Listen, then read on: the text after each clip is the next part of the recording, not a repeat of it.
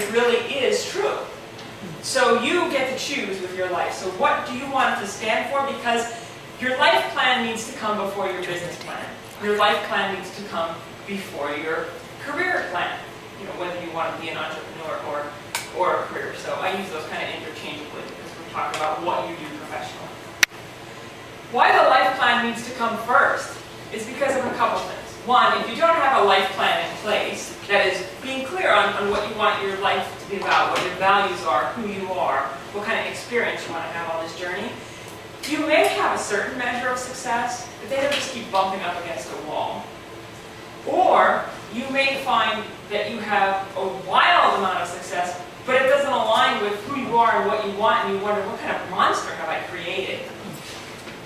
Or you find yourself climbing up a ladder somewhere that's leaning against the entirely wrong wall and the entirely wrong everything. And that's why it's so important to get this piece in place first. Because if you don't, again, you're going to put forth a lot of effort, and you can get that great job, and you can get a great salary, and then you'll be sitting there in your office not that long later going, no, I'm not really happy. I don't really like this. Or I made this step because I wanted to have more time with my family because they're not, my kids aren't grown or whatever, and then find that you've got opposing forces at work. So I talked a little bit earlier about marrying your head and your heart because they really do act as a team. Unfortunately, we tend to do either one or the other. And in our society, particularly in the professional world, we only want to value the head, right? It's rational. This is our rational decision making, and we've all made rational decision making. And anybody, and I guess everybody here finally probably at least old enough to remember the Kathy comic strip, from the 80s. And she was always squawking about dieting. But one of my favorite lines from that cartoon was, "A great rationalization can get you through anything," right? She was rationalizing why eating a box of donuts or something was healthy. The point is that when we're only stuck in our head, we can rationalize anything. And we can also logically come up with 110 reasons why we shouldn't do the thing we most need to do. Using all kinds of excuses, time, money, what we think of ourselves. So that idea of, I can attest to decades of being somewhere that I hated because I was only using my head. And I didn't know how to access my heart because we don't value that. I'm not talking about only accessing your heart, of course, like, well, I want to fly. I want to jump off the top of Mac Outfitters by the end and fly. I'm not talking about being impractical. You need to marry the two. But if you rule out what your heart is saying and you rule out who you are, the person in you, the human in you, you're going to create something pretty miserable. And having done that, I can tell you. And likely, it's that knowing, when you're trying to create something that's not aligned, it just doesn't work. Things do not line up in your path. So if you think about going to the chiropractor, right? Sometimes you go and you get an adjustment to get things aligned so your body feels better, so the nerves in your systems are working better, and that's what this is about, this clarity, aligning who you are with what you do and why you're doing it. If you don't have this crystal clear clarity, you're going to find yourself feeling very alone, struggling like mad, feeling very stuck. And really, just a lot of stuff, and sometimes very deeply, painfully, emotionally so, because you're like, why am I, what am I here for? So here's an analogy for you. This is one of my favorite analogies on clarity. Let's see if you laugh at once. So if you were to take a pair of glasses, and if you don't have a pair of glasses, just pretend you got a pair. Now if you were to take of course I can see nothing without them anyway. If you were to take Vaseline and just smear them all over your lenses and then put your glasses back on. Okay, now go about your day. Go ahead, drive. Go down the Schuylkill Expressway, drive around.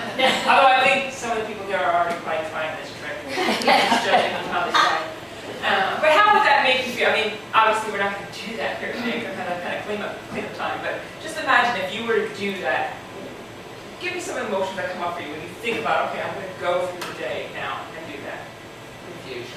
Anxiety. Nervous. Tentative. Nervous. Tentative. Not focusing. Not focusing. Right. So if you can imagine, without clarity, that's a little like how we're trying to navigate our day. Just at the whims of others, and we're tentative. We're not sure how to make decisions.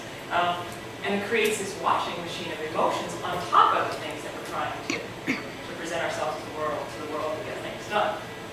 And when we're in that washing machine full of emotions, we don't make very good decisions, and I'm going to talk about that in a moment. So now, here's an exercise. What I want to do is, because God knows you don't want to sit here and listen to me just blather on for 90 minutes. Not to mention, I want you to be able to walk away here today with something tangible and unique to yourself. So this exercise that I'm going to have you do, and really we only have about 5 minutes to spend here doing it. This is an exercise that I do in depth with a lot of clients, and I've done it in depth myself. And it seems so simple, but it is amazingly eye-opening from a clarity standpoint. Because most of the time, people think about what they want, and they're shooting themselves about, well, here's what I should do. Or, I want to go do X, Y, and Z. Okay, but why? Because most of the times, what we want and why we want it, we're not sure. So, like 4 or 5 minutes, and I'll ding you in so you can get quiet and do it. But on your worksheet there, on the front thing, is a 2-column exercise. On the left side, you're going to write what I want. Now, this can be related to your career. This could be related to, what I want is to, be healthier and exercise. Or it can be anything in your life. It can be financial, whatever. It's only for you, and you don't have to share it with anyone if you don't want. Then on the right-hand side, write why you want that. So for instance, let me give you an example so you can get some context to this. A lot of people, especially entrepreneurs, right, that they, take your business to 6 figures. I want to make 6 figures. I want to make 6 figures. Okay, why? A lot of times you're met with silence. Well, why? What is having a 6-figure income going to give you that you don't have now? Oh, okay.